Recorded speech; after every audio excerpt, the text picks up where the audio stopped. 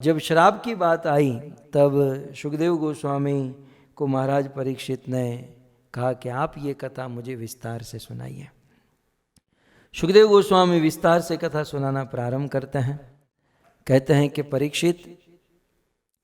परीक्षित अम्बरीश महाभाग, श्लोक में कहते हैं अम्बरीशो महाभाग सप्तद्वीपवती महिम अव्ययाम च श्रियम लब्ध्वा विभवम चातुलम भुवे।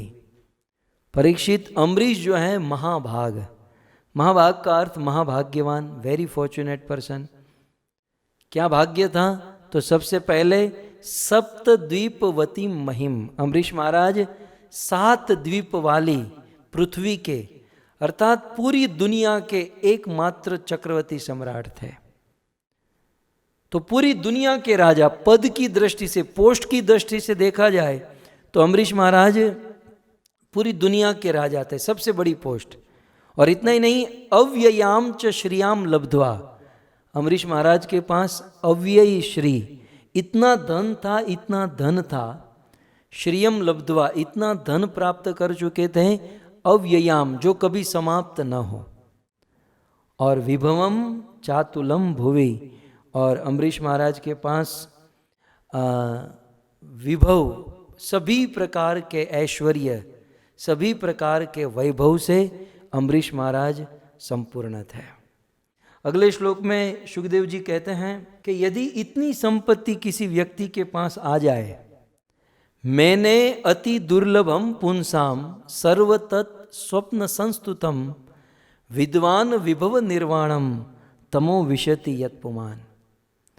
इतनी संपत्ति यदि किसी संसार के साधारण व्यक्ति के पास आ जाए तब तो वो पागल हुए बिना रह नहीं सकता। और तमो विशति यत्पुमान, इतनी संपत्ति पाकर कोई व्यक्ति इतना पाप करेगा, इतना पाप करेगा तो वे तमोगुण व नरक को प्राप्त हो जाएगा। लेकिन इतनी अधिक संपत्ति प्राप्त करने के बाद भी अम्बरीश महाराज के विषय में कहते हैं कि मैंने, महाराज अम्बरीश अपनी संपत्ति को क्या मानते थे? कहते हैं सर्वतत् स्वप्न संस्तुतम, अपने ये राज ऐश्वर्य भोगों को स्वप्न के समान मानते थे। बोले ये स्वप्नवत है, मुझे, मैं राजा हूं, मेरे पास जो पद हैं, पोस्ट हैं, धन संपत्ति है, तत्स्वप्नवत संस्तुतम। मैं श्लोक इसलिए आपके सामने रख रहा हूं भक्तों कि हमें भी हमारे जीवन में जो भी प्राप्त होता है, चाहे अच्छा या बुरा, चाहे धन संपत्ति, चाहे दुख, लेकिन हमें उसे स्वप्न के समान समझना चाहिए।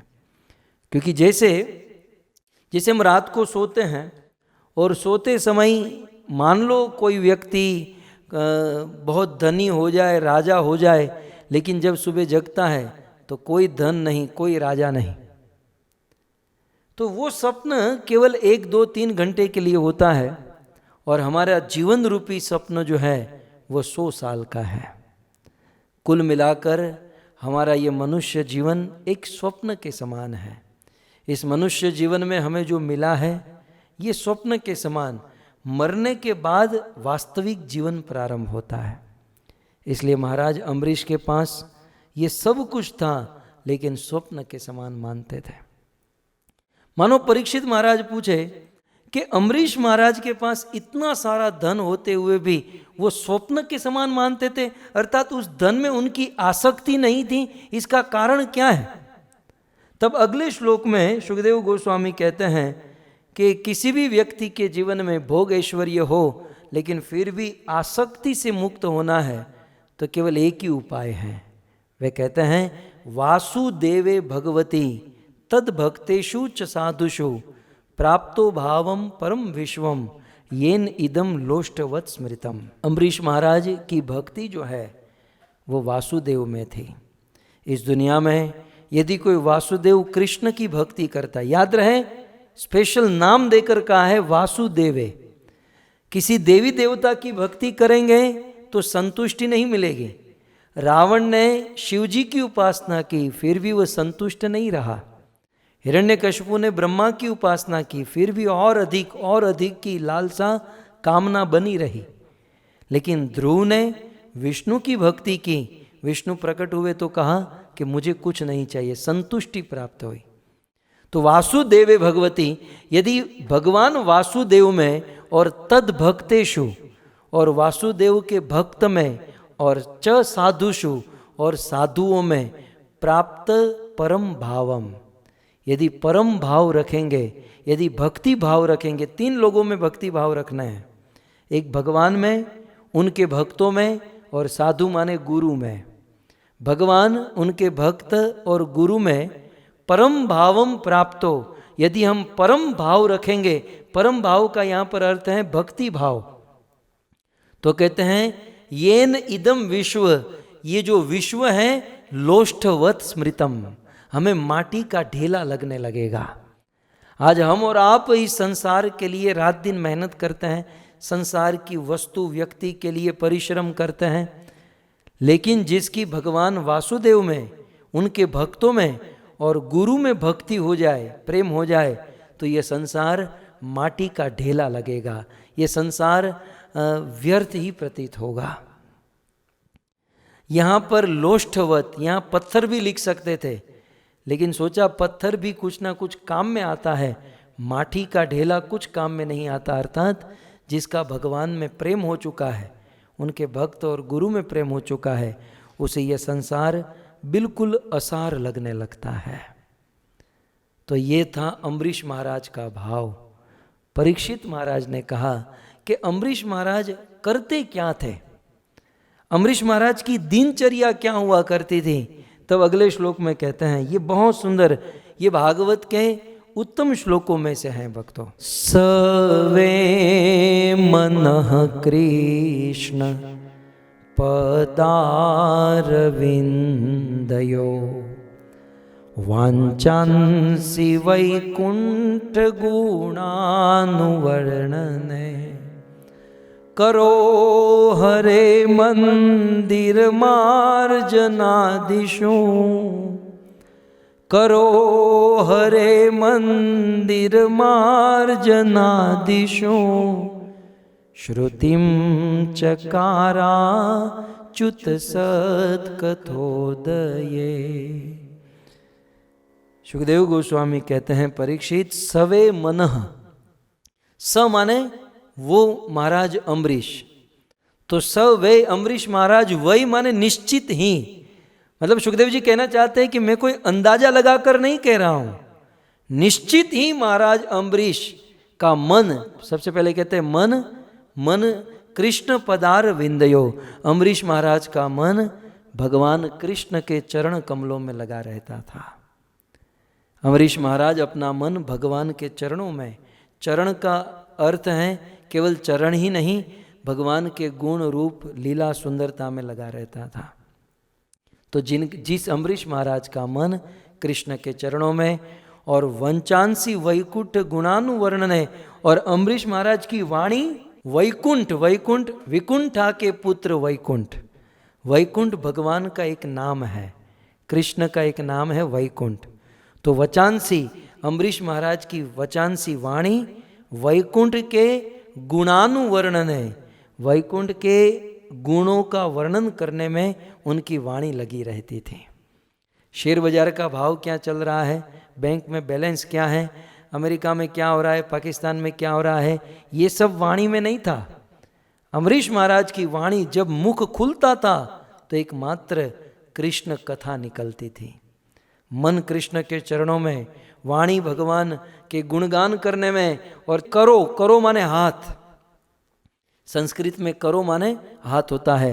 कहते हैं करो हरे मंदिर मार्जनादिशु, अम्बरीश महाराज का हाथ हरे मंदिर, हरि के मंदिर को मार्जन करने में लगा रहता था।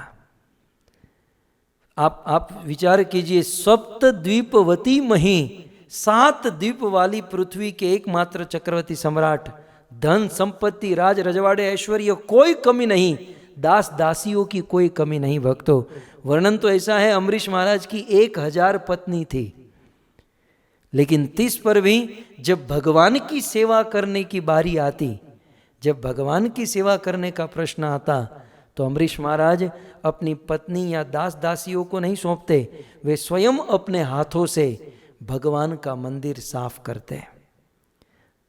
करो हरे मंदिर मार्जन आदिशु, अम्बरीश महाराज स्वयं अपने हाथों से हाथ में झाड़ू लेकर मंदिर साफ करते, राजा होने पर भी। और कहते हैं श्रुतिम चकारा च्युत सत कथोदये, और अम्बरीश महाराज के कान, श्रुति माने कान, अम्बरीश महाराज के कर्ण अच्युत सत कथोदये, अच्युत माने भगवान कृष्ण की सत कथा उदये, कृष्ण कथा सुनने में अम्बरीश महाराज का कान लगा रहता था।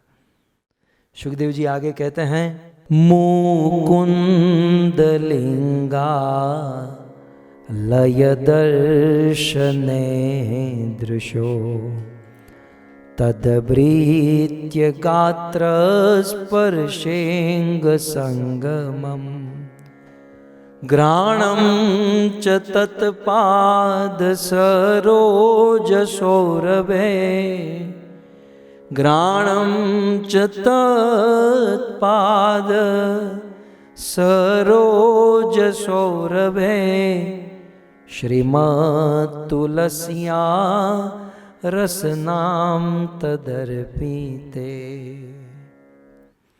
सुखदेव जी कहते हैं परीक्षित मुकुंद लिंगालय दर्शने दृशो।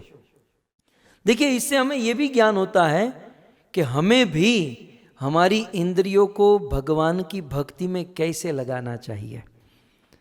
तो कहते हैं मुकुंद लिंगा लय दर्शने दृशो, ये दृश्यो माने आंख। अम्बरीश महाराज की आंख मुकुंद लिंग, लिंग माने शरीर, लिंग माने रूप। भगवान मुकुंद भगवान कृष्ण के रूप को देखने में, भगवान श्री कृष्ण की डिटीज या उनके विग्रह को देखने में अम्बरीश महाराज की आंख लगी रहती थी। भक्तों, हम इन आंखों से अनेकों बुरे दृश्य देख चुके हैं। इस कलयुग में न चाहते हुए भी आंखों के सामने बुरे दृश्य आ जाते हैं। और जैसे चर्चा हुई कि बुरे दृश्यों का इतना अधिक प्रभाव हमारे मन पर पड़ता है जितना अच्छे दृश्यों का नहीं पड़ता। इसलिए बुरे दृश्य के प्रभाव को मिटाने के लिए रात दिन ज़्यादा से ज़्यादा भगवान का दर्शन करना चाहिए। सो आंखें भगवान का दर्शन करने में, और शरीर, अम्बरीश महाराज का शरीर तदभृत्य गात्र स्पर्शे अंग संगमम, अम्बरीश महाराज का शरीर भक्तों का संग करने में, अर्थात भक्तों के चरणों को स्पर्श करने में, भक्त के साथ आलिंगन करने में, अम्बरीश महाराज का शरीर भक्तों के चरणों को स्पर्श करने में, आलिंगन करने आदि में लगा रहता था। और घ्राणम च तत्पाद सरोज सौरभ है श्रीमद तुलसिया। और अम्बरीश महाराज, घ्राण माने नासिका, अम्बरीश महाराज की नासिका यत पाद, भगवान के चरण के सरोज सौरभ है, भगवान के चरणों में जो केसर, कस्तूरी और श्रीमद तुलसिया, जो तुलसी लगती है भगवान के चरणों में, चंदन, केसर, तुलसी आदि जो लगती हैं, उसे सूंघने में अम्बरीश महाराज की नासिका लगी रहती थी। और अंत में कहते हैं रसना, रसना माने जीवहा, अम्बरीश महाराज की जीवहा क्या सेवा करती थी, तो तद अर्पिते, भगवान को अर्पित ऐसे मात्र भोजन प्रसाद खाने में ही अम्बरीश महाराज की जीवहा लगी रहती थी। अर्थात अपनी जीवहा से एकमात्र भगवान का प्रसाद ही ग्रहण करते थे। आगे सुखदेव जी कहते हैं पादो हरे क्षेत्र पदानुसर्पणे शिरो ऋषिकेश पदाभिवंदने कामं च दास्ये न तु काम काम्यया कामं च दास्ये न तु काम काम्यया यथोत्तम श्लोक जना श्रयारती। सुखदेव जी कहते हैं अम्बरीश महाराज के चरण पादो हरे क्षेत्र पदानुसर्पणे, अम्बरीश महाराज के चरण हरे क्षेत्र, हरि के क्षेत्र, हरि का क्षेत्र कौन सा है, ब्रज वृंदावन, गोकुल, मथुरा, मायापुर, जगन्नाथपुरी, द्वारिका, रामेश्वर वाराणसी, ये सब हरि के क्षेत्र है। तो पादो अम्बरीश महाराज के चरण हरे क्षेत्र, हरि के क्षेत्र, ये गोकुल मथुरा वृंदावन, ये जो भगवान का धाम है, पदानुसर्पण है, अर्थात अपने चरण हरि के क्षेत्र में जाने में लगाते थे। आचार्यों के मुख से सुना है कि अम्बरीश महाराज जहाँ रहते थे, ऐसा प्रतीत होता है कि अम्बरीश महाराज की राजधानी राजस्थान में थी। शायद अम्बरीश महाराज राजस्थान में रहते थे, राजस्थान के राजा थे, और राजस्थान से अम्बरीश महाराज चलकर वृंदावन जाते थे। इसलिए यहाँ पर कहते हैं पादो हरे क्षेत्र पदानुसर्पणे। अम्बरीश महाराज राजस्थान से चलकर वृंदावन जाते हैं और फिर वृंदावन जाकर गोवर्धन परिक्रमा करते हैं। भक्तों, आप लोगों को इतना हम नहीं कहते हैं कि आप चलकर जाओ, आप एटलीस्ट वृंदावन तक फ्लाइट में जाओ, कार में जाओ, जैसे जाना है जाओ, लेकिन वहाँ जाकर तो गोवर्धन जी की परिक्रमा, वृंदावन की परिक्रमा अपने चरणों से करें। तो ये चरणों की सेवा है कि पादो हरे क्षेत्र पदानुसर्पण। सो प्रभु पादो हरे क्षेत्र पदानुसर्पण, अम्बरीश महाराज के चरण ब्रज परिक्रमा में, ब्रज वृंदावन में। और आगे कहते हैं शिरो ऋषिकेश पदाभिवंदन है, और महाराज अम्बरीश का शीर, मस्तक ऋषिकेश भगवान कृष्ण के चरणों में झुकाने में करते, अर्थात बार बार दंडवत करते। राजा होने पर भी वे बार बार भगवान को दंडवत करते, प्रणाम करते। प्रणाम करना भक्तों ये बहुत बड़ी भक्ति है। प्रणाम करना भगवान को, हमारे जो भगवान है उसे दो ही चीज पसंद है, चंदन और वंदन। सो गर्मी में चंदन और फिर वंदन। ये चंदन और वंदन नंद नंदन को प्रसन्न कर देते हैं। प्रणाम। इसलिए भागवत का जब अंत किया सूत जी ने नैमिषारण्य में, तो केवल दो ही चीज बताई, नाम संकीर्तनम यस्य, हरि का नाम लो, और प्रणामो दुख शमनम, हरि को प्रणाम करो। प्रणाम करने से ही सारी बाधाएं चली जाती हैं। सो महाराज अम्बरीश अपना मस्तक भगवान को प्रणाम करने में, और कामम च दास्ये न तो काम काम्यया, अम्बरीश महाराज को कामना होती थी।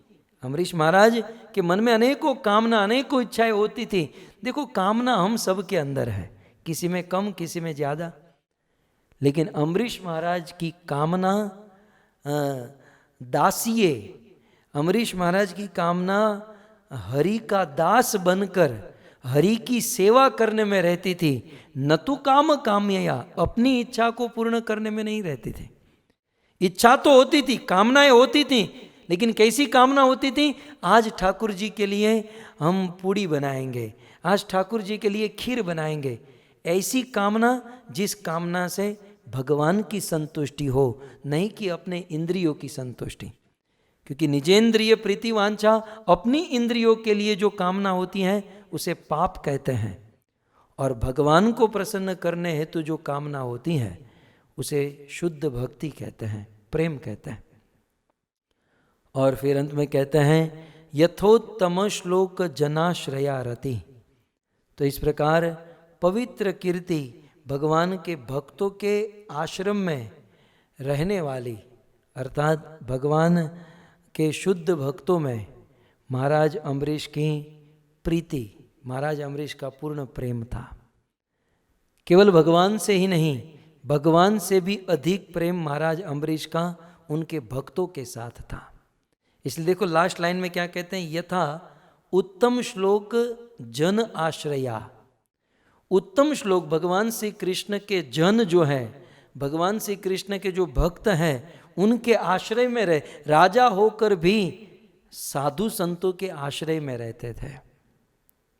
और भक्तों इस प्रकार कहते हैं एवं सदा कर्म कलाप महात्मना परेधि यज्ञे भगवत्यधोक्षजे सर्वात्म भावं विदधन् महिमिमाम् सर्वात्म भावं विदधन महिमिमां तन्निष्ठ विप्रा भीत शशास। इस प्रकार एवं सदा कर्म कलापमात्मनः, तो महाराज अम्बरीश इस प्रकार से कार्यकलाप करते थे। अब महाराज अम्बरीश के सामने हमारे कार्यकलाप रखे जाए तो दिन में 24 घंटा में 8 घंटा तो व्हाट्सएप ही आएगा। जब श्लोक बनेगा हमारा, ये अम्बरीश महाराज का जैसे श्लोक बना है ना, वैसे यदि कोई हमारा श्लोक बनाए तो उसमें भाई फलाने प्रभु जी 8 घंटा व्हाट्सएप, 2 घंटा फेसबुक, 3 घंटा इंटरनेट, 4 घंटा चैटिंग, इतना घंटा सोना और 10 बार खाना, बस यही आएगा। लेकिन धन्य है महाराज अम्बरीश जो सर्वात्म भावेन पूर्ण रूप से अपनी प्रत्येक इंद्रिया भगवान की सेवा में लगा चुके थे। परेधि यज्ञ भगवत अधोक्षजे, महाराज अम्बरीश साथ ही साथ परेधि यज्ञ, बहुत सुंदर सुंदर यज्ञ करते थे। और ये यज्ञ किस लिए करते थे? भगवती अधोक्षजे, भगवान के लिए यज्ञ करते थे। और यज्ञ करते हुए उस यज्ञ के द्वारा, उस यज्ञ में अनेक प्रकार के ऋषि मुनियों को बुलाते हैं। इजेश्वरे महाविभूति पितचार दक्षिणे, अनेक अनेक महानुभाव, अनेक अनेक शुद्ध भक्त महाराज अम्बरीश के यज्ञ में आते थे। और यज्ञ निरंतर चलते रहता था, एक दिन भी ऐसा नहीं कि यज्ञ न हो। इसलिए सुखदेव गोस्वामी कहते हैं कि यस्य क्रतुषु गिरवाणे सदस्या ऋत्विजो जना, ये ब्राह्मण ऋत्विज बड़े बड़े साधु संत महाराज अम्बरीश और उनकी प्रजा यज्ञ में बैठती थी तो कहते हैं देवी देवता भी उस यज्ञ में आकर बैठ जाते और पता नहीं चलता इसमें देवता कौन है और इसमें मनुष्य कौन है। इसलिए कहते हैं तुल्य रूपाश्च निमिषा, बोले पता तो चल ही सकता है ना कि देवताओं की निमेष आंखें पलक बंद नहीं होती हैं। देवताओं की आंखें जो हैं जैसे हमारी पलक गिरती हैं, देवताओं की पलक नहीं गिरती हैं। तो मानो महाराज परीक्षित पूछे कि पलक के द्वारा तो पता चल जाता होगा कि कौन देवता है कौन मनुष्य है। तो कहते हैं कि इतने इतने सुंदर यज्ञ होते थे, उस यज्ञ को देखने के लिए मनुष्य समाज इतना आश्चर्यमय रह जाता था कि मनुष्य की भी पलकें नहीं गिरती थी, मनुष्य की भी आंखें बंद नहीं होती थी। इसलिए पता नहीं चलता था, तुल्य रूपाश्च निमिषा अदृश्यन सुवासस, इसलिए पता नहीं चलता था कि देवता कौन है मनुष्य कौन है। लेकिन एक बात हमारे लिए बड़ी महत्वपूर्ण है कि महाराज अम्बरीश के यज्ञ में, ध्यान से सुनिएगा, महाराज अम्बरीश के यज्ञ में चाहे देवता हो चाहे मनुष्य हो, लास्ट लाइन में कहते हैं अदृश्यंत सुवासस, देवता हो या मनुष्य हो, अमीर हो या गरीब हो, सुवासस, सुंदर वस्त्र पहनकर आते थे। यहाँ पर आचार्यों ने बहुत सुंदर टीका में लिखा है कि जब भी हम यज्ञ में जाते हैं तो सुवासस, हमें सुंदर वस्त्र धारण करने चाहिए। ऐसा नहीं काम काज ऑफिस से आए हैं वही कपड़े पहनकर बैठ गए, ऐसा नहीं 2-3 दिन पुराने मैले कपड़े पहनकर बैठे हैं।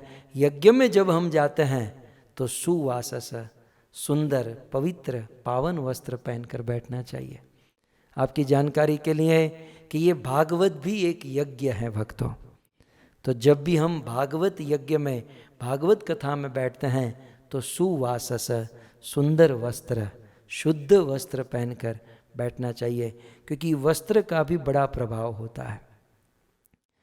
महाराज परीक्षित प्रश्न पूछे कि सुखदेव जी इतने सारे यज्ञ होते थे तो यज्ञ करने से तो स्वर्ग मिलता है, सो क्या ये यज्ञ स्वर्ग प्राप्त करने के लिए था? महाराज अम्बरीश ये यज्ञ क्यों करते थे, यज्ञ का उद्देश्य क्या था? सुखदेव गोस्वामी कहते हैं स्वर्ग न प्रार्थितो, स्वर्ग प्राप्त करने के लिए यज्ञ नहीं था। स्वर्गो न प्रार्थितो यस्य, यज्ञ रोज होता था लेकिन स्वर्ग के लिए नहीं। यस्य मनुज अमरः प्रिय, जो स्वर्ग मनुष्य और देवताओं को प्रिय है, ऐसे मनुष्य और देवताओं को प्रिय स्वर्ग को प्राप्त करने के लिए यज्ञ नहीं होता था। तो यज्ञ का उद्देश्य क्या था? श्रवणद भी रूप गायद भी उत्तम श्लोक चेष्टितम, महाराज अम्बरीश यज्ञ करते थे, श्रवण भी, बोले यज्ञ के बहाने साधु संत महात्मा आएंगे, और जब साधु संत महात्मा आएंगे तो हमें भगवान की कथा सुनाएंगे। तो यज्ञ का उद्देश्य क्या था? श्रवणद भी एक, और दूसरा रूप गायद भी। साधु संत महात्मा आएंगे तो भगवान के रूप को गाएंगे। और उत्तम श्लोक चेष्टितम, और उत्तम श्लोक भगवान श्री कृष्ण की चेष्टा, भगवान श्री कृष्ण की लीला आदि को हमारे बीच में प्रस्तुत करेंगे। तो इस उद्देश्य से, न कि स्वर्ग के लिए, महाराज अम्बरीश भगवान श्री कृष्ण की कथा के लिए यज्ञ करते थे। यज्ञ तो मात्र बहाना होता था भक्तों, यज्ञ मात्र बहाना होता था। वास्तव में भगवत कथा कीर्तन के लिए ही महाराज अम्बरीश यज्ञ किया करते थे। सुखदेव गोस्वामी कहते हैं, संवर्धयन्ति यत् कामा स्वराज्य परिभाविता दुर्लभा नापि सिद्धानाम मुकुंदम हृदि पश्यतः। जो स्वर्गीय भोग, जो स्वर्ग के भोग आदि होते हैं, वो महाराज अम्बरीश और जितने भी यज्ञ में बैठे हुए लोग थे उनके लिए दुर्लभ नहीं थे। लेकिन फिर भी क्योंकि ये सब लोग भगवान कृष्ण की भक्ति में लगे हुए थे, इसलिए स्वर्ग मिलने पर भी, इनको स्वर्ग देने के बाद भी स्वर्ग प्राप्त करने की इच्छा नहीं होती थी। सार यही है कि भगवान की भक्ति में इतना आनंद आता था, कथा कीर्तन में इतना आनंद आता था कि किसी को भी स्वर्ग में जाने की इच्छा नहीं होती थी। और इसलिए इत्थम भक्ति योगेन तपोयुक्त प्रार्थिव स्वधर्मेण हरिप्रीणन सर्वान कामान जने रहो।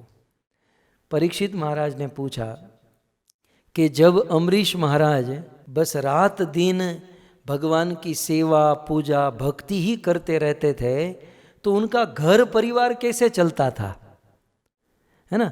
जब समाज में यदि हम बात करें कि आप कथा सुनो कथा सुनो, तो तुरंत प्रश्न करते हैं, कथा ही सुनते रहेंगे तो खाएंगे पिएंगे क्या, हमारा जीवन कैसे चलेगा। तो अम्बरीश महाराज तो राजा है, पूरी धरती को संभालना है, पूरी प्रजा को संभालना है। जब इतने बड़े राजा टोटली भगवान कृष्ण की सेवा भक्ति में लगे, तो उनका राज्य कैसे चलता था। तब महाराज परीक्षित ने कहा, सुखदेव गोस्वामी ने कहा कि अम्बरीश महाराज केवल भगवान की भक्ति करते थे और उनका राज्य भगवान की कृपा से चलता था। अम्बरीश भगवान के नाम पर और भगवान अम्बरीश के काम पर। तो कहा कि नहीं, प्रैक्टिकली बताइए कि राज्य कैसे चलता था। सुखदेव जी कहते हैं, इसका उत्तर दूंगा, ये राज्य कैसे चलता था। घर परिवार, भजन करने के बाद भी हैं, भक्ति भी करते थे और सबसे श्रेष्ठ राजा भी थे। अपना काम काज में भी श्रेष्ठ, भक्ति में भी श्रेष्ठ। इसका कारण क्या? हरे कृष्णा कृष्णा कृष्णा हरे हरे, हरे राम राम राम हरे हरे, राम राम हरे हरे।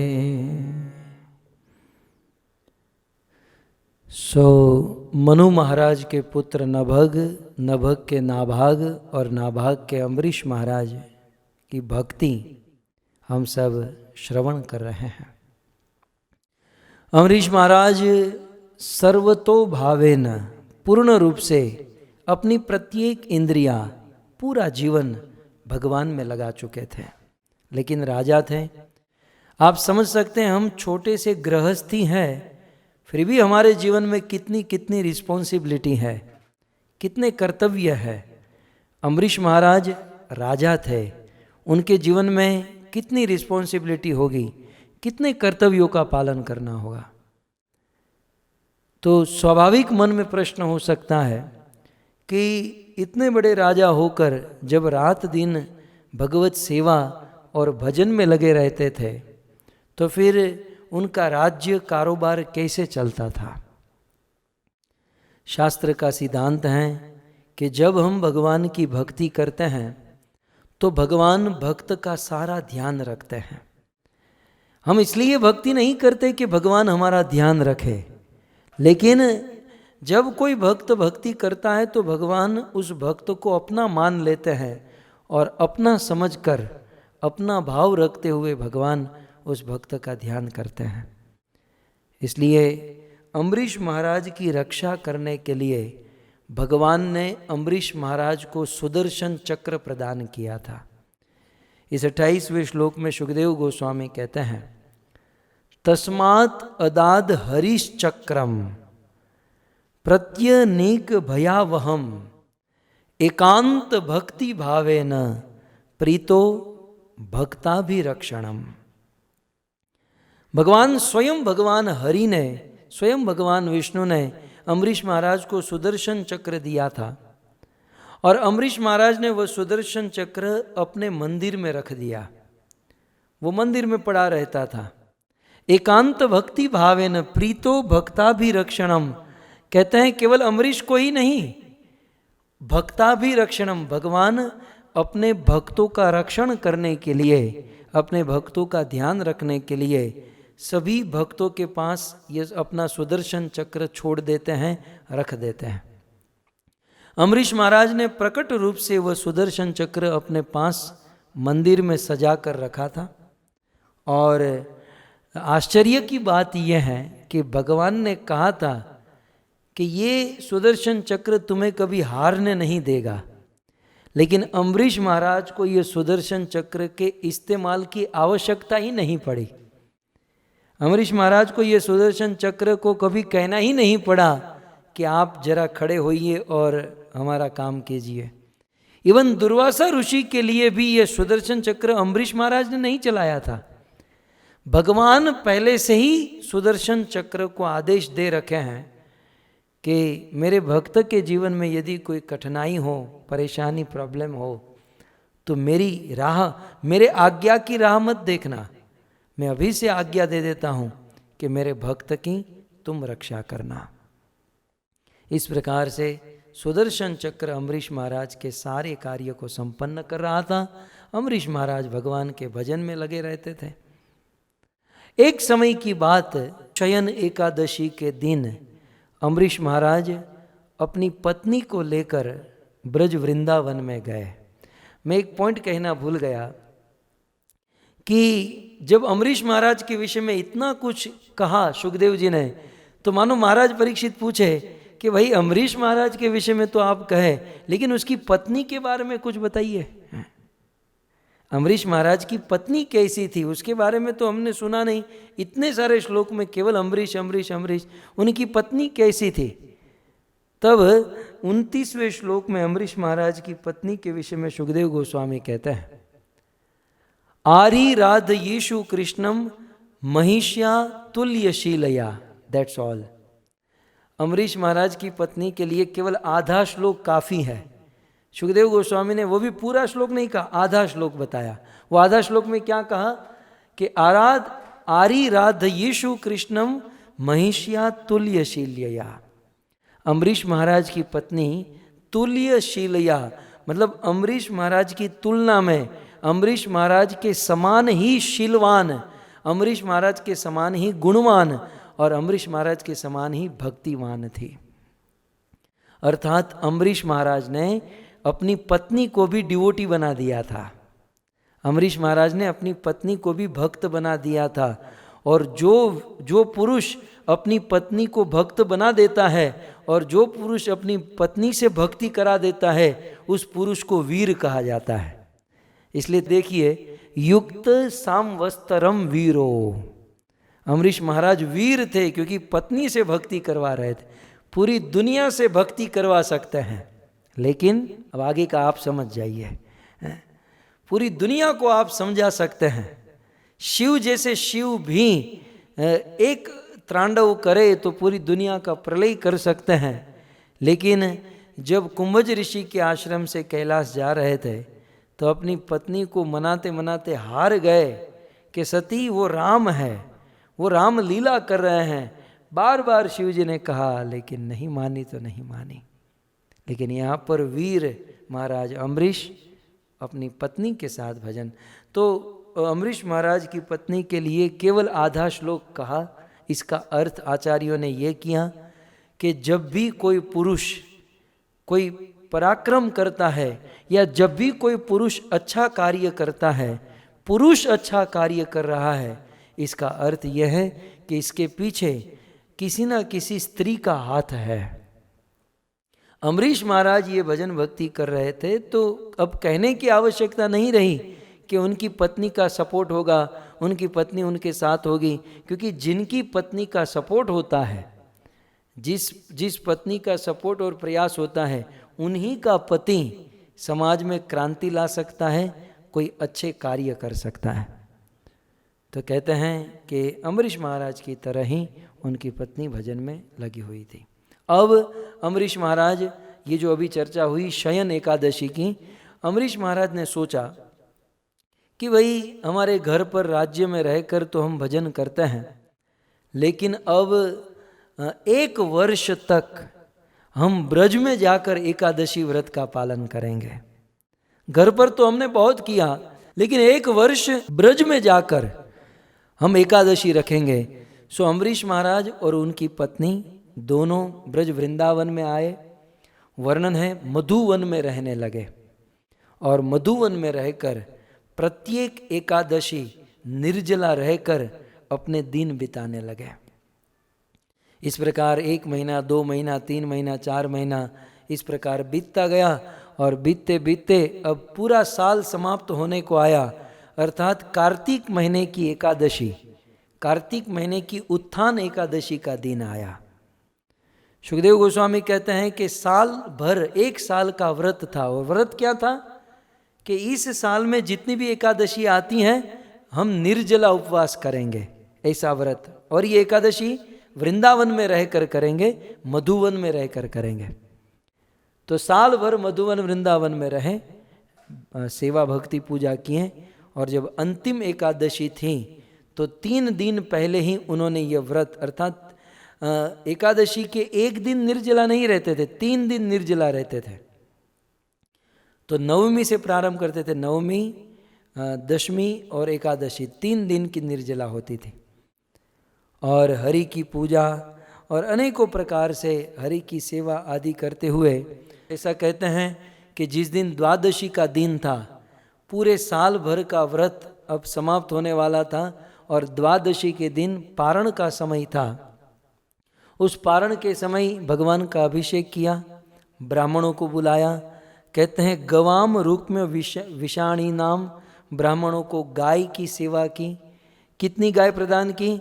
तो कहते हैं गृहेशु न्यर्बुदात निष्ठन, 60,000 गाय अम्बरीश महाराज ने ब्राह्मणों को दान में दी। और वे कैसी गाय थी? कहते हैं सोने से मढ़ी हुई, सुंदर सोने का हार, चांदी के खूर और सुंदर वस्त्र पहनाई हुई दुधारू गाय ब्राह्मणों को दान में दी, ब्राह्मणों की सेवा की।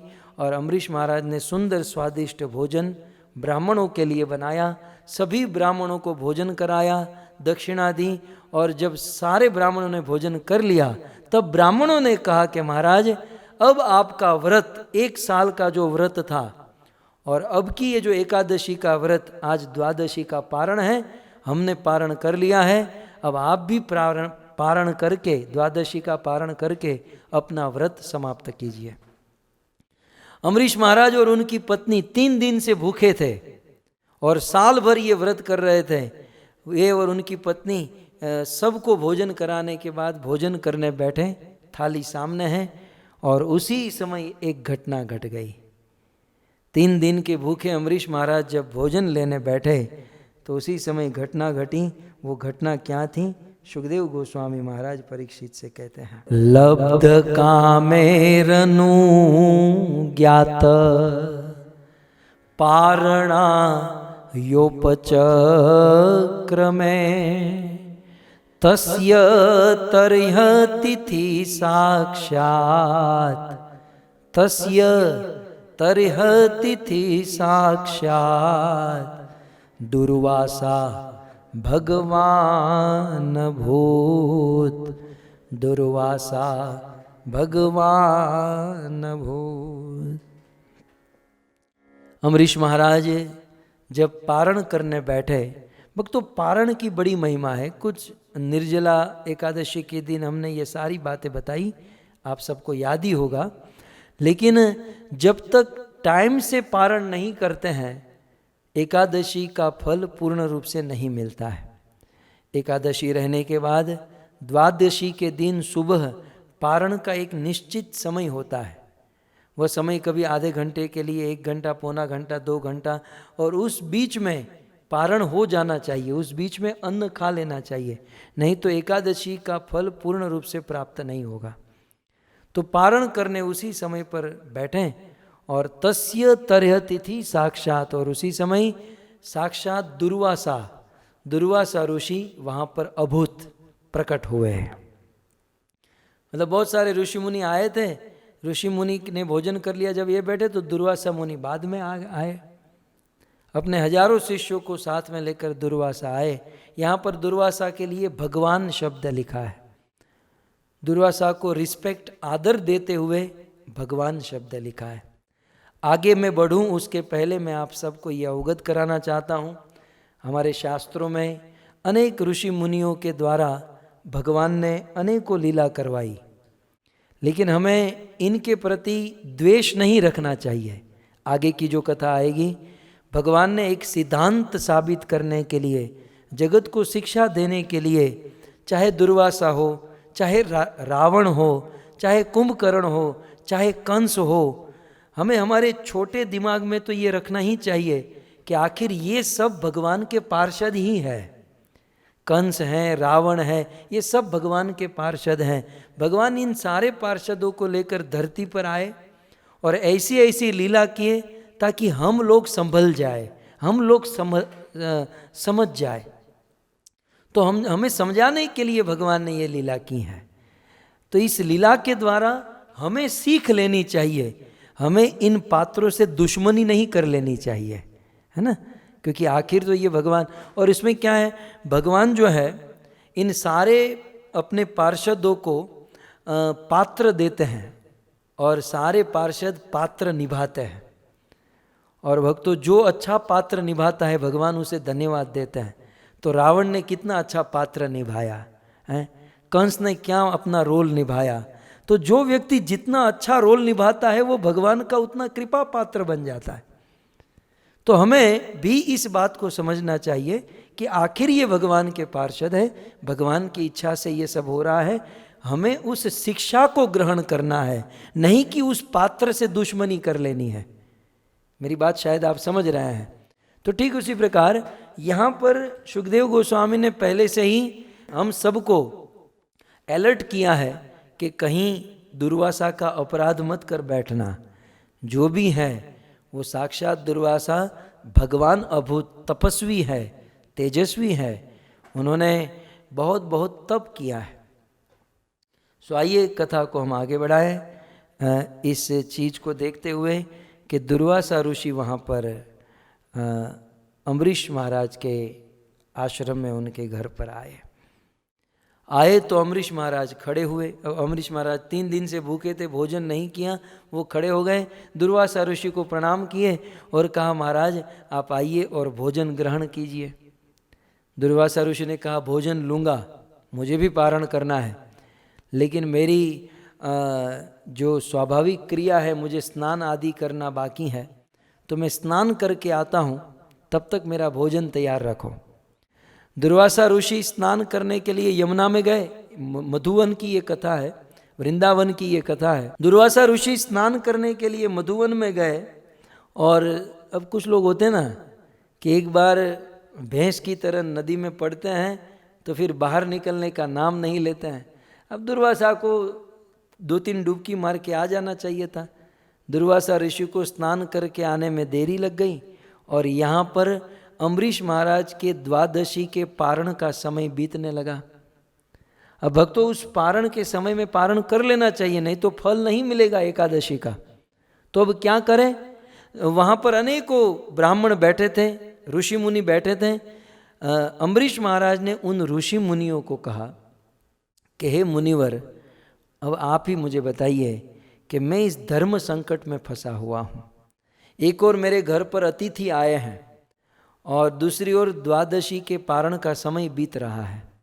तो अब आप ही बताइए मुझे क्या करना चाहिए। उन ऋषि मुनियों ने आपस में चर्चा की और चर्चा करके कहा कि एक काम करो, आप जल पी लो। 3 दिन से निर्जला उपवास किया है, तो एक काम करो, जल पी लो। जल एक ऐसी वस्तु है जो भोजन मानी भी जाती है, भोजन नहीं भी मानी जाती हैं, है ना। जल को भोजन भी कहा जाता है। हमारी बंगाली भाषा में कहते हैं जल खाबो, जल को भी वो खाना कहते हैं, तो कहते हैं जल खाबो, जल खाओगे। तो इस प्रकार से जल खाना है भी और जल खाना नहीं भी। तो आप एक काम करो, जल ग्रहण कर लो। इन ऋषि मुनियों के साधुओं के कहने पर अम्बरीश महाराज ने आधा ग्लास पानी पी लिया, ताकि द्वादशी का जो समय था, पारण का समय, वो ये हो जाए। कुछ समय के बाद दुर्वासा ऋषि आए और दुर्वासा ऋषि को कहने की जरूरत नहीं पड़ी, भगवान समर्थ हैं। वो समझ गए कि मेरे आने से पहले अम्बरीश ने पानी पी लिया। अब पी लिया तो पी लिया, उसमें इतना हल्ला करने की कोई आवश्यकता नहीं थी। लेकिन कभी कभी कुछ लोग तपस्या तो कर लेते हैं, लेकिन तपस्या करते करते क्रोध को बढ़ा लेते हैं। हम लोग घर पर भी नहीं देखते हैं, कभी कभी कुछ लोग हमारे घर पर निर्जला उपवास रहते हैं, और जब निर्जला उपवास रहते हैं और जब भूख लगती है, भोजन करना नहीं है, तो खाली पेट क्रोध होता है। इन्हें बताया न था, उसके सामने हम जाते हैं ना, तो वो क्रोध से जवाब देते हैं। मन करता है कि भाई खा लेना, क्यों खामखा क्रोध कर रहा है। कई बार कुछ लोग तप तो बहुत करते हैं, लेकिन क्रोध के ऊपर काबू नहीं होता। दुर्वासा ऋषि का भी ऐसा ही हुआ, तपस्या थी लेकिन क्रोध आया। इतना क्रोध आया, इतना क्रोध आया कि एवं ब्रुवाण उत्कृत्य जटाम रोष प्रदीपितः। दुर्वासा ऋषि को इतना रोष, इतना क्रोध आया और कहा कि मुझे भोजन कराने से पहले तूने पानी पी लिया। अब आधा ग्लास पानी पिया तो क्या उस तकलीफ हो गई, लेकिन नहीं, इनको इतना क्रोध आया कि मेरा अपमान हुआ, मेरा तिरस्कार हुआ। और क्रोध में आकर दुर्वासा ऋषि ने अपनी एक जटा को उखाड़ा। अब क्रोध था, जटा उखाड़ने का कष्ट, बाल को खींचने का, नोचने का कष्ट बस तो ध्यान में नहीं रहा, लेकिन एक जटा उखाड़ी और पृथ्वी पर पटकने से एक कृत्या को प्रकट किया। एक राक्षसी कृत्या प्रकट हुई। दुर्वासा ऋषि ने उस कृत्या को आदेश दिया कि इस अम्बरीश को मौत के घाट उतार दो, इस अम्बरीश को मार दो। वह कृत्या हाथ में तलवार लेकर दौड़कर अम्बरीश महाराज के पास आई। लेकिन भक्तों, धन्य है अम्बरीश महाराज। उस कृत्या के विषय में कहते हैं, तमाप तंतिम ज्वलम अति असह्यता पदम भुवम। बिल्कुल तमाप पंतिम, जलते हुए लावे के समान वह कृत्या हाथ में तलवार लेकर दौड़ती हुई आई। और जब वो दौड़ रही थी तो ये धरती कांपने लगी, ये धरती डोलने लगी और अम्बरीश महाराज को मारने के लिए आई। लेकिन वेपयंतिम समुदीक्ष्य न चचाल पदान नृपः। मुझे ये बात बहुत अच्छी लगती है, ये श्लोक मुझे बहुत अच्छा लगता है। अम्बरीश महाराज की आप श्रद्धा देखिए, अम्बरीश महाराज का आप विश्वास देखिए इस श्लोक में। तमाप तंतिम ज्वलतिम असी हस्ताम पदा भुवम वेपयंती समुदीक्ष्य। वह कृत्या हाथ में तलवार लेकर अम्बरीश महाराज के पास दौड़ते हुए आई। अब बिल्कुल निकट अम्बरीश महाराज के पास पहुंचकर उसको मारने ही जा रही है, लेकिन अंतिम लाइन में क्या लिखा, न चचाल पदा नृपः। अम्बरीश महाराज को भगवान के ऊपर इतना विश्वास था, अम्बरीश महाराज को अपनी भक्ति के ऊपर इतना विश्वास था कि यदि मैंने सच्चे दिल से सेवा की है, भक्ति की है, तो ये मेरा कुछ नहीं बिगाड़ सकते। अवश्य रक्षिबो कृष्ण, विश्वास पालन शरणागति का एक लक्षण है कि अवश्य भगवान मेरी रक्षा करेंगे। और इसलिए न चचाल पदान नृपः, अम्बरीश महाराज न चचाल, एक पद भी पीछे नहीं हटे। हम होते तो दौड़ने लगते कि ये कहीं मुझे मार न दे, लेकिन अम्बरीश महाराज को विश्वास था वह एक कदम भी पीछे नहीं हटे। अब अम्बरीश महाराज खड़े के खड़े हैं और कृत्या उनको मारने ही जा रही है। तब अम्बरीश महाराज ने अपने मंदिर में जो वो सुदर्शन चक्र टांग कर रखा था, अम्बरीश महाराज ने तो कभी उस सुदर्शन चक्र को नहीं उठाया, उसका इस्तेमाल नहीं किया, लेकिन एक भक्त को जब इस प्रकार से कृत्या ने मारने का प्रयास किया, वह सुदर्शन चक्र मंदिर से बाहर निकल गया और बिल्कुल नाचते हुए सुदर्शन चक्र वहां पर आया। वह कृत्या अम्बरीश महाराज को मारने जाए, उसके पहले सुदर्शन चक्र बीच में आ गया और उस कृत्या को अम्बरीश महाराज के 1 फीट की दूरी भी नहीं रही होगी, वहां पर सुदर्शन चक्र आया और वह कृत्या को जलाकर भस्म कर दिया। वो कृत्या ढेर हो गई और ये दृश्य अम्बरीश महाराज और दुर्वासा दोनों देखते रह गए।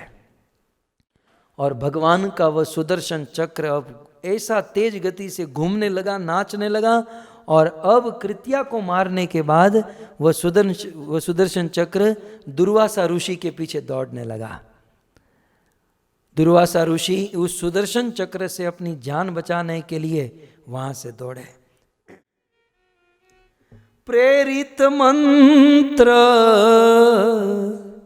ब्रह्म सरधावा, प्रेरित मंत्र ब्रह्म सरधावा, चला भाजी बायस भय पावा, चला भाजी बायस भय पावा। जैसे रामायण में भगवान रामचंद्र के हाथों से वह सारंग से वह बाण निकलने पर इंद्रपुत्र जयंत दौड़ा था, वैसे दुर्वासा मुनि उस सुदर्शन चक्र से अपनी रक्षा करने के लिए भागे। सुखदेव जी कहते हैं, दिशो नभक्ष्माम विवरान समुद्रान लोकान स पालांस त्रिदिवम स गतः स, लेकिन यतो यतो धावती तत्र तत्र सुदर्शनम दुष्प्रहसम ददर्श। अम्बरीश महाराज सुमेरु पर्वत की गुफा में चले गए, बोले यहाँ सुदर्शन चक्र नहीं आएगा, लेकिन सुदर्शन चक्र गुफा में गया। अम्बरीश महाराज समुद्र में चले गए, दुर्वासा समुद्र में गए, तो समुद्र में यतो यतो धावती, जहां जहां ये गए, देखिए श्लोक में लिखा है, यतो यतो धावती तत्र तत्र, जहां जहां धावती माने दौड़ना, जहां जहां दुर्वासा ऋषि दौड़े, लेकिन तत्र तत्र वहां वहां सुदर्शनम दुष्प्रसहम ददर्श, वहां वहां सुदर्शन चक्र उनके पीछे पीछे गया। कहते हैं अनेक दिशाओं में गए, आकाश में गए, पृथ्वी पर, पाताल में, कुछ देरी के लिए अम्बरीश महाराज पाताल में चले गए तो सुदर्शन चक्र पाताल में पहुंचा। समुद्र में छिपे सुदर्शन चक्र समुद्र में जाकर पूरे समुद्र को खोलने लगा। अम्बरीश महाराज लोकपालों के, दुर्वासा लोकपाल के पास गए, सुदर्शन लोकपाल में गया, और दुर्वासा जी स्वर्ग में चले गए तो ये स्वर्ग में गया। जहाँ जहाँ दुर्वासा गए वहाँ वहाँ ये सुदर्शन चक्र गया। इसलिए कहा गया, काहुन बैठन कहान ओई, राखीन को सखई राम कर द्रोही। एक बार यदि कोई भगवान से द्रोह करे या भगवान के भक्त से द्रोह करे, दुनिया में कहीं भी चला जाए, उसकी कहीं भी रक्षा नहीं हो सकती। और यदि वो अपनी माँ के पास भी चला जाए तो माँ मृत्यु हो जाती है और बाप नरक बन जाता है। मातु मृत्यु पितु समन समाना, सुधा होई विष सुन हरि जाना, मित्र करई सतरिपु के करनी, ताकह विबुध नदी बैतरणी।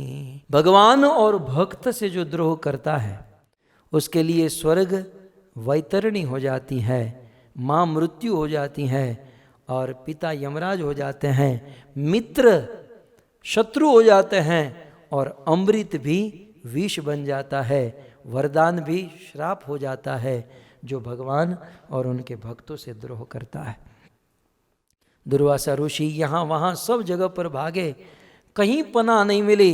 दुर्वासा ऋषि अपने पिता के पास पहुंचे ब्रह्मलोक में, और ब्रह्मलोक में जाकर ब्रह्मा जी को प्रणाम किए कि हे पिताजी, हे ब्रह्मा जी, मुझे बचा लीजिए। तब ब्रह्मा जी कहते हैं, ब्रह्मो युवाच, ब्रह्मा जी कहते हैं स्थानम मदीयम सहविश्व में तत्। ब्रह्मा जी कहते हैं दुर्वासा तू यहाँ क्यों आ गया? दुर्वासा तुम मेरे स्थान को छोड़कर चले जाओ। क्यों? स्थानम मदीयम सहविश्व में तत् क्रीड़ावसाने द्विपराधि संज्ञे भूमात्र भूम मात्रेण ही संधि दद्यो कालात् मनोयस्य तिरो भविष्यति। दुर्वासा बेटा, तूने जिसका अपराध किया है वो अपराध कोई साधारण व्यक्ति का नहीं किया, ये उसके भक्त का अपराध किया है जिसके भ्रिकुटी भंग मात्रेण भू भार मात्रेण, जिनकी तिरछी नेत्र होने से करोड़ों ब्रह्मांड का प्रलय हो सकता है, पालन हो सकता है, सर्जन हो सकता है। तूने उस भगवान के भक्त का अपराध किया है। ब्रह्मा कहते हैं मैं नहीं, अहम भव दक्ष भृगु प्रधाना प्रजेश भृतेश सुरेश मुखिया, हम सब लोग सर्वे वयत यत नियमम प्रपन्ना, हम सब लोग उस भगवान के नियमों से बंधे हुए हैं। और ऐसे भगवान के भक्त का दुर्वासा तूने अपराध किया है। मैं तुझे प्रार्थना करूं मेरा स्थान छोड़कर चला जा, नहीं तो ये सुदर्शन चक्र मेरे ब्रह्मलोक को जलाकर राख कर देगा। दुर्वासा ऋषि को ब्रह्मा जी ने अपने लोक से बाहर कर दिया। तब दुर्वासा ऋषि दौड़ते दौड़ते, वह सुदर्शन चक्र पूर्ण रूप से नहीं मार रहा है, यदि वह चक्र मार देता तो ब्रह्म हत्या हो जाती। 95% दुर्वासा ऋषि को पीछे से जलाता रहा, और वह चक्र की आहत, चक्र का जलना दुर्वासा ऋषि को कष्ट दे रहा था। और अब दुर्वासा ऋषि दौड़ते दौड़ते कैलाश में पहुंचे, देवाधिदेव महादेव के पास पहुंचे। ब्रह्मा के पास तो कुछ बोल भी पाए, लेकिन इतना दौड़कर, इतना घूमकर, और उस चक्र का इतना प्रकाश तेज, दुर्वासा ऋषि कैलाश में आकर सीधे लेट गए, कुछ बोल नहीं पाए।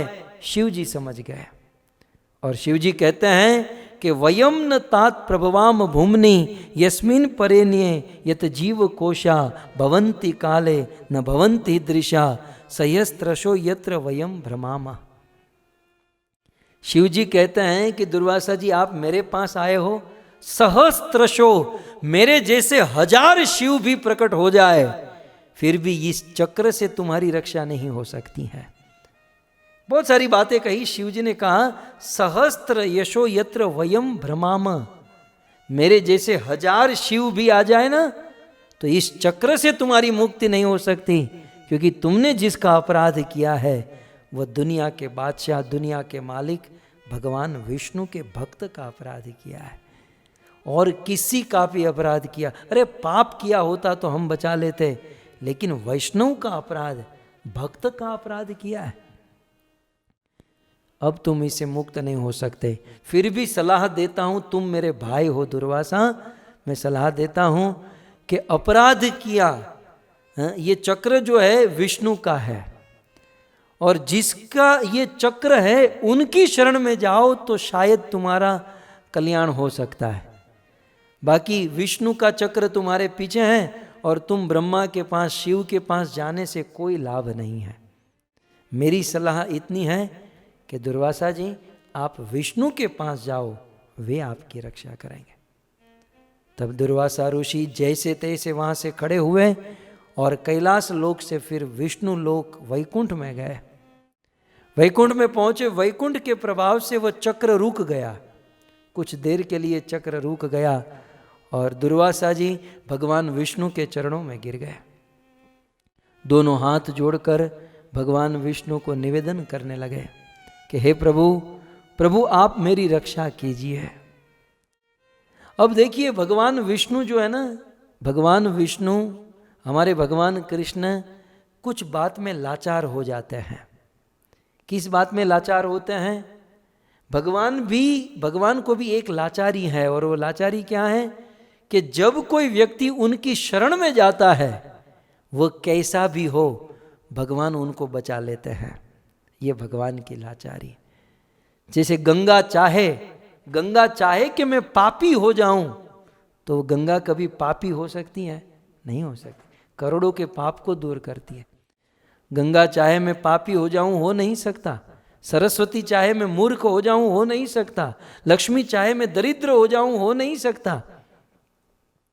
ठीक उसी प्रकार भगवान चाहे कि मैं शरणागत को छोड़ दूं, तो वे कभी छोड़ नहीं सकते। भक्तों, पूरे भगवान के इतिहास में आज तक भगवान के पास कोई गया और खाली हाथ लौटा हो, ऐसा एक भी प्रमाण नहीं है। लेकिन एक आज इतिहास रचने जा रहा है, आज इतिहास बनने जा रहा है कि आज तक इस भगवान से खाली हाथ कोई नहीं लौटा, लेकिन दुर्वासा जी आज खाली हाथ लौटेंगे। क्यों?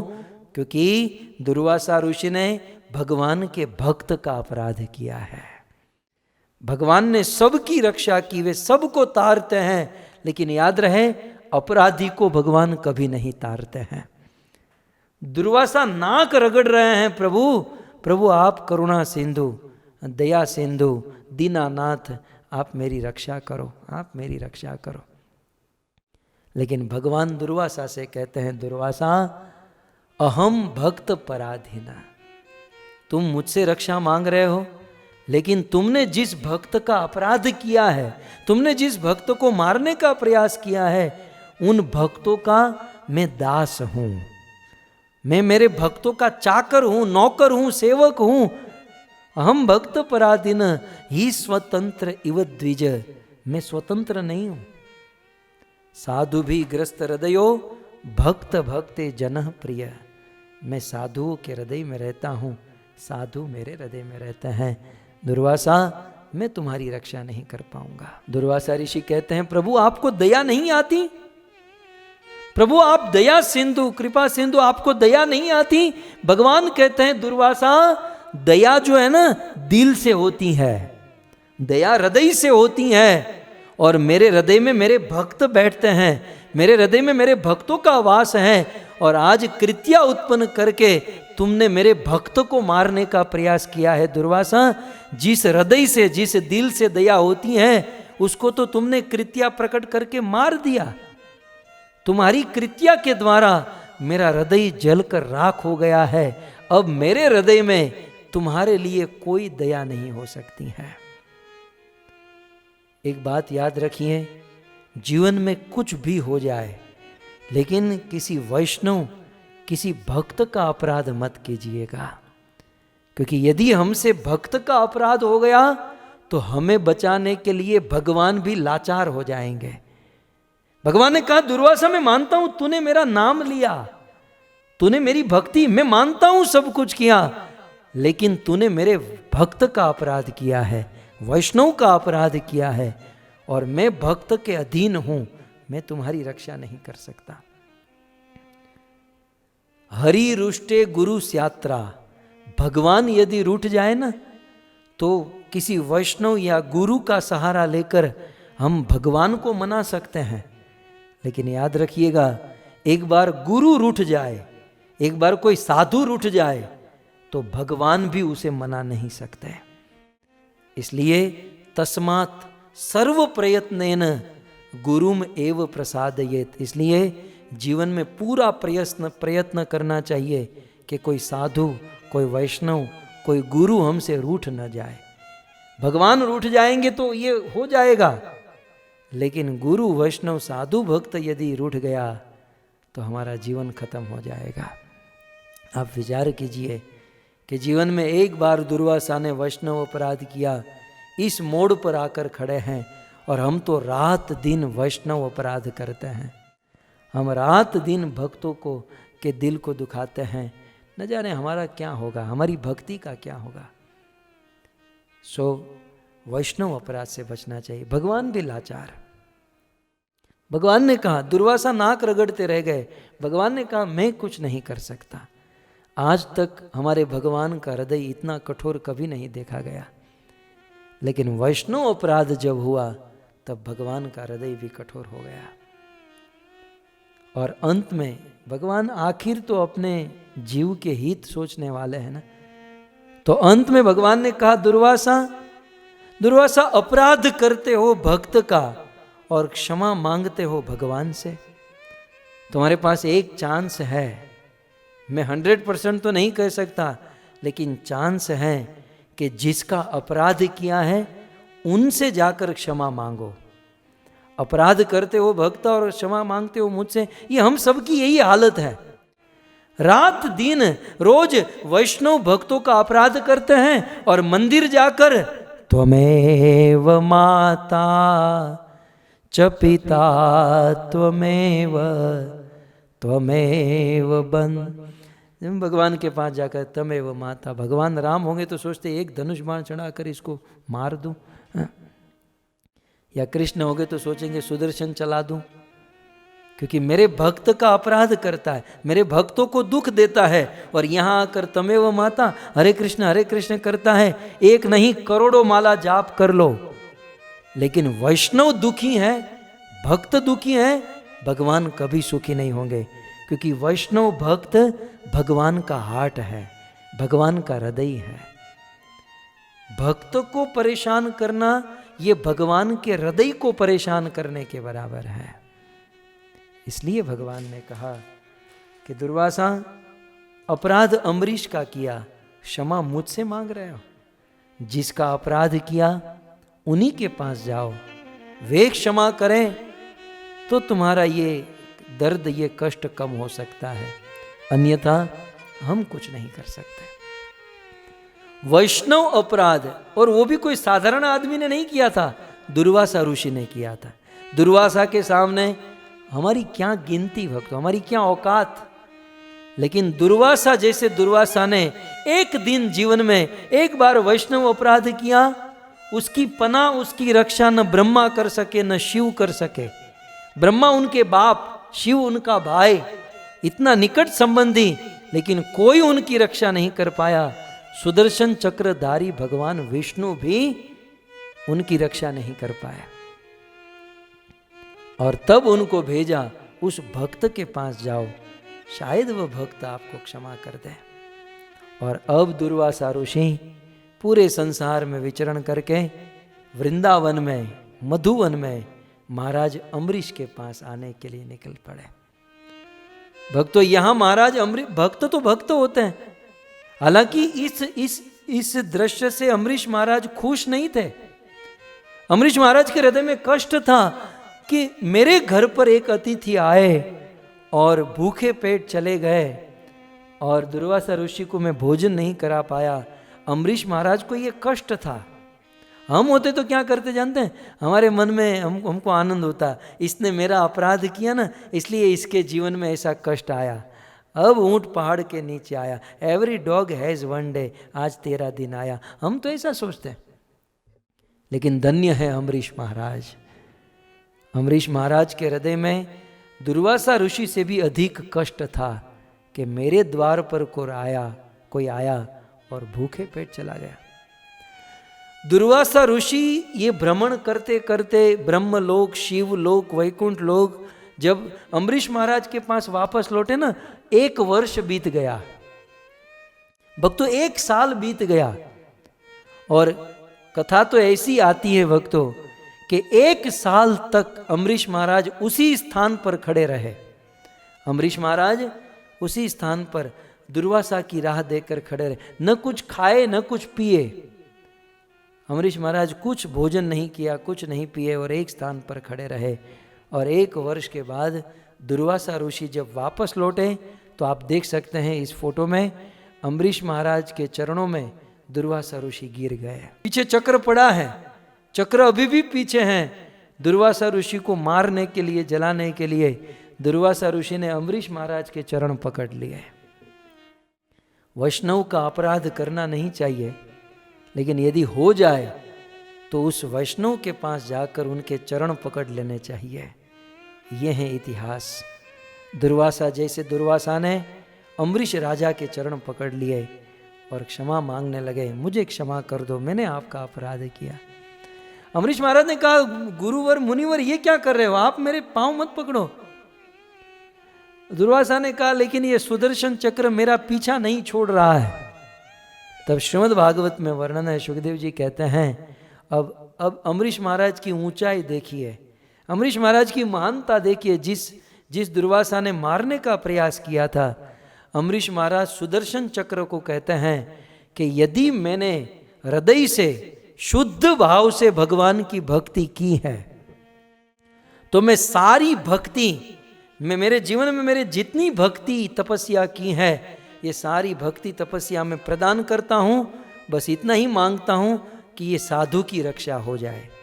सुदर्शन चक्र आप रुक जाओ, चाहो तो मेरी सारी साधना भक्ति ले लो, लेकिन इस महात्मा को छोड़ दो। जब अम्बरीश महाराज के मुख से निकला कि आप इसे छोड़ दो, तब जाकर सुदर्शन चक्र रुक गया। तब सुदर्शन चक्र रुका और दुर्वासा ऋषि की रक्षा हुई। सुखदेव गोस्वामी कहते हैं, ये दृश्य दुर्वासा ऋषि ने देखा ना, फिर तो समाज में घूमते फिरते हुए दुर्वासा ऋषि कहते हैं, आज मुझे पता चला। दुर्वासा कहते हैं, आज मुझे पता चला कि भगवान विष्णु अपने भक्तों से इतना प्रेम क्यों करते हैं। आज मुझे पता चला कि वैष्णवों की क्या महिमा है, भक्त की क्या महिमा है। मैं इस राजा को मारने के लिए कृत्या उत्पन्न किया, आदेश दे दिया, और मेरी परेशानी देखकर ये अपनी सारी भक्ति दाव पर लगाकर अपना सब कुछ देकर मुझे बचाना चाहा। ये है वैष्णव, ये है भक्त। और इसीलिए जूनागढ़ ने गाया, इसलिए नरसिंह मेहता के मुख से निकल गया, वैष्णव जन तो तेने कहिए जे पीड़ पराई जाने। वैष्णव वो है जो दूसरों की पीड़ा को समझता है। एक बात याद रखिएगा, हम लोग कंठीधारी हो गए, तिलक धोती कुर्ता पहन लिए हैं, लेकिन हमारा हृदय बड़ा कठोर हो चुका है। भक्तों, सिद्धांत जो है, ज्ञान जो है, अज्ञान को मिटाने के लिए है, लेकिन हम लोग इतना ज्ञान प्राप्त कर लिए हैं कि हृदय हमारा बड़ा कठोर हो गया है। कोई भिक्षुक, कोई दुखी आदमी हमारे पास आता है तो हम क्या कहते हैं, ये तो अपना कर्म भोगत रहा है, ये तो पूर्व जन्म का कर्म भोगत रहा है। ये ज्ञान की बातें हैं भक्तों, ज्ञान अपनी जगह पर, लेकिन हृदय कोमल होना चाहिए। वैष्णव का ये स्वभाव, वैष्णव जन तो तेने कहिए जे पीड़ पराई, जो दूसरों की पीड़ा को जाने, दूसरों की पीड़ा को समझे, उसे वैष्णव कहते हैं। और दूसरों की पीड़ा को समझकर पर दुखे उपकार करे, वे दूसरों के दुख को दूर करने का अपना पूरा प्रयास करता, अपनी पूरी ताकत। अम्बरीश महाराज ने अपनी सारी भक्ति दांव पर लगा दी एक साधु के कष्ट को दूर करने के लिए। वैष्णव किसे कहते हैं? जो दूसरों के दुख को दूर करने के लिए अपनी पूरी ताकत लगा देते हैं। और हम लोग कैसे वैष्णव हैं, अपने आप को पूछिएगा। जब काम होता है तो पीछे पीछे घूमते हैं, जब काम नहीं, किसी वैष्णव के जीवन में जब दुख आते हैं तो फोन भी नहीं उठाते हैं, मिस कॉल हो जाता है। ये वैष्णवता नहीं है। ये प्रसंग कहीं ना कहीं हमारे जीवन से जुड़ा हुआ है। भागवत एक मिरर है, भागवत एक आईना है। रोज उठकर भागवत के सामने अपने आप को रखना चाहिए। क्या मेरा जीवन अम्बरीश महाराज जैसा है? क्या मैं जीवन में वैष्णव अपराध से मुक्त हूँ? वैष्णव अपराध नहीं करने चाहिए, नहीं करने चाहिए, बोलता तो बहुत हूँ, लेकिन क्या मैं वैष्णव अपराध से बच रहा हूँ? तो अम्बरीश महाराज वास्तविक वैष्णव रहें और इस प्रकार से दुर्वासा ऋषि की रक्षा किए और अम्बरीश महाराज की जय जयकार तीनों लोक में हो गई। अम्बरीश महाराज के इस चरित्र से, इस प्रसंग से हमें किस प्रकार से अपनी इंद्रिया भगवान में लगानी और किस प्रकार से भक्ति करने से भगवान एक भक्त की रक्षा करते हैं, और साथ ही साथ जीवन में वैष्णव अपराध से बचें। और भक्त का स्वभाव है दूसरों के दुख को दूर करने का पूरा प्रयास करें। इन सब बातों को यदि जीवन में उतारेंगे तो हमारा जीवन भी धन्य हो जाएगा। वैष्णव का यही आभूषण है। मैं तो अक्सर कहता हूँ, साधना थोड़ी कम हो ये मंजूर है, लेकिन किसी वैष्णव का दिल मत दुखाइएगा। किसी वैष्णव का दिल दुखा हम कहीं के नहीं रहेंगे। हम भगवान के पास वैकुंठ भी पहुंच गए, वहां से नीचे आना होगा। जय विजय भगवान के द्वारपाल। यद्यपि भगवान का सिद्धांत क्या है, यद गत्वा न निवर्तन्ते, भगवान के द्वारपाल जय विजय, लेकिन द्वार पर खड़े रहकर, वैकुंठ के द्वार पर खड़े रहकर जय और विजय ने सनकादिक जैसे भक्तों का दिल दुखाया, धरती पर आना पड़ा। जब जय और विजय वैष्णव अपराध करे और धरती पर आना पड़े, हमारी और आपकी तो क्या गिनती है भक्तों, हम तो कीचड़ में फंसे हुए हैं। और यहाँ रहकर किसी साधु, किसी वैष्णव के दिल को दुखाए, ये ध्यान रखना चाहिए। भक्ति बहुत सरल है, भक्ति आसान है, हम सब करते हैं, लेकिन ध्यान भी रखना आवश्यक है कि हमसे कोई दुखी ना हो। तो इसी आशा के साथ कि हम सब इस प्रसंग को याद करते हुए कभी किसी वैष्णव का दिल नहीं दुखाएंगे, और साथ ही साथ भगवान पर विश्वास रखकर भगवान का भजन करेंगे। इस प्रसंग के अंत में सुखदेव गोस्वामी ने अम्बरीश चरित्र को सुनने का लाभ, अम्बरीश चरित्र की श्रुति फल बताते हुए कहा। सुखदेव जी कहते हैं, इति एतत् पुण्य आख्यानम, ये अम्बरीश चरित्र जो है पुण्य है। अम्बरीशस्य भूपते संकीर्तनम अनुध्यायन भक्तो भगवतो भवेत। यदि कोई व्यक्ति अम्बरीश महाराज की कथा को सुनता है तो कहते हैं भक्तो भगवतो भवेत, वह भक्त जो है भगवतो भवेत, भगवान को प्राप्त कर लेता है, भगवत्ता को प्राप्त कर लेता है इस अम्बरीश चरित्र का श्रवण करने से। और कहते हैं अम्बरीशस्य चरितम ये शृण्वन्ति महात्मनः, यदि कोई अम्बरीश महाराज के चरित्र को सुनता है तो मुक्तिम प्रयान्ति ते सर्वे भक्त्या विष्णु प्रसादतः, उस व्यक्ति की जीते जी मुक्ति हो जाती है। अम्बरीश चरित्र सुनने से जीते जी समस्त प्रकार के राग द्वेष दुख आदि से मुक्त हो जाते हैं, और विष्णु प्रसादतः, भगवान विष्णु की कृपा, भगवान विष्णु का प्रसाद हम प्राप्त कर सकते हैं। तो इस प्रकार अम्बरीश चरित्र सुनने की ये महिमा। इस कथा में विशेष भगवान से और आप सभी भक्तों से यही प्रार्थना करूंगा कि आप सब मुझे आशीर्वाद दें कि हम कभी भी किसी वैष्णव का दिल न दुखाएं, हम कभी भी किसी वैष्णव का अपराध न करें और भगवान से प्रेम करें।